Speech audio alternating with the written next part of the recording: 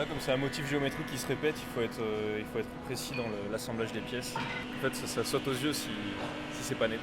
Alors là, en fait, ils nous font faire un plateau dessert, un magnifique plateau dessert avec différents assemblages de plaquages. Et ben alors avant, j'étais architecte. Et voilà, j'ai bossé pendant 6 ans dans une agence d'architecture. C'était assez usant, même si c'était très intéressant. Et au fur et à mesure, j'y trouvais plus trop mon compte entre satisfaction du travail et temps passé.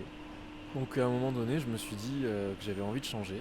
Et ce qui a vraiment déclenché cette formation, c'est que j'ai été licencié économique. Donc voilà, j'avais envie de retrouver un peu ce que j'avais eu pendant mes études, le travail de la matière.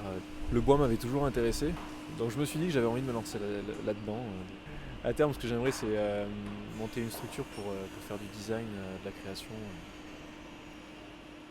Souvent, soit ils s'installent, soit ils sont auto-entrepreneurs, soit ils sont indépendants en fait. Ou ceux qui le peuvent en fait, trouvent une entreprise et ils travaillent dans une entreprise. En un an, on voit rien quoi, je veux dire, on voit vraiment la base du métier. Là, cette formation que j'ai, ce CAP va me permettre d'aller dans une entreprise pour faire 3 à 4 ans d'expérience, parce que là, je peux pas me lancer, c'est pas possible. J'ai pas assez d'expérience, de travail de la matière, de manipulation, de gestion des devis, de gestion d'une entreprise. J'ai pas encore assez d'expérience, donc là je vais faire 3 ou 4 ans dans une boîte pour vraiment faire de l'expérience et après je me lancerai, je pense, à mon compte.